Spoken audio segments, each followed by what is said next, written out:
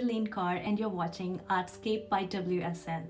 February marks Black History Month in Canada and the United States, a time to honor the resilience, struggles, and contributions of Black communities.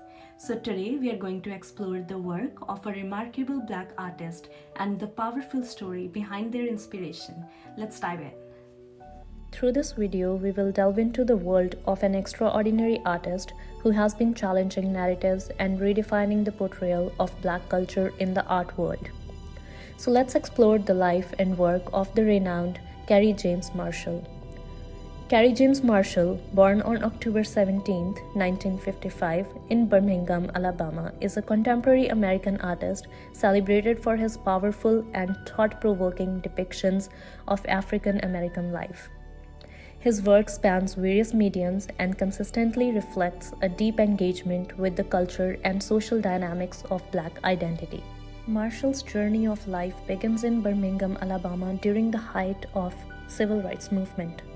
Martin Luther King Jr. came to Birmingham, Alabama in 1963 on a mission to a place he called the most segregated city in the United States. To dramatize this blatant injustice and to demand that the federal government not put a cent in this city unless it decides to face the realities of desegregation. The same year, in 1963, his family moved to Los Angeles. It was just a couple years before the race riots, where he would witness the transformative power of activism and cultural expression. It was the period of revolution, emergence of Black Power movement in 1966, and the cultural facet of this movement called Black Arts Movement, which emerged as a manifestation of Black nationalism centering on the realms of music, literature, drama, and the visual arts, with active participation from Black artists and intellectuals. This movement's objective also aligned with the fifth point of the Black Panther Party 10-point program, which states, "We believe in an educational system that will give to our people a knowledge of self. If a man does not have knowledge of himself and his position in society and the world, then he has little chance to relate to anything else." Marshall's artwork, portrait of the artist as a shadow of his former self, marked a significant shift for him, representing his initial exploration of Black subject matter. Before undertaking this piece, Marshall had been immersed in college work. Executed on paper using egg tempera, this compact painting, predominantly in black hues, portrays the upper torso of a Black man with a broad grin and noticeable gaps in his teeth. This painting also challenges Black invisibility. As a student, he was greatly influenced by the African American social realist painter Charles White, his professor at Otis Arts Institute. Also, his fascination with the creations of Bill Taylor, a self-taught artist born in slavery in Alabama, served as an inspiration. I was searching for something that seemed to me like an authentic Black aesthetic, one that had an equivalency with post-war blues. And there was a drawing by Taylor of a coiled snake that just knocked me out. I sensed something in it. Kennedy Randy, in boldly repainting art history published in New York Times, noted that Marshall believed, and still does, that the gears of historical and institutional power in Western art resided primarily in painting, and that's where he wanted to compete. The reality is that you have to fight under the existing rules, the ones that were there when you arrived on the scene. That figures that look like you are not represented in the pantheon of great painting except as peripheral. They're not central to the representational strategy of those artists.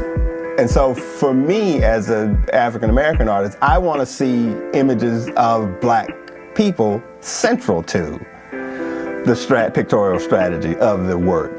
Frank Witt highlights in an article that Kerry James Marshall's art is deeply rooted in the Black arts movement. As he said, "You can't be born in Birmingham, Alabama in 1955 and not feel like you have got some kind of social responsibility. You can't grow up in South Central Los Angeles near the Black Panthers headquarters and see the kinds of things I saw and not speak about it. Among his notable series of artworks is The Lost Boys, where Marshall illuminates the lives and challenges experienced by numerous African Americans. This collection features portraits of young African American boys. Talking about the inspiration behind this series, Marshall mentioned the book Peter Pan by J.M. The whole situation of the Lost Boys, a group of young boys who were lost down in Never Never Land, where they never really had to grow up, a kind of willful underdevelopment on their part. But if I apply that concept of being lost in a Never Never Land to a lot of young black men, where in some cases it wasn't that they had a willful desire never to grow up, as much as they often never had an opportunity to grow up because there were far too many young black men cut down very early in their lives, and many of them probably with promising futures.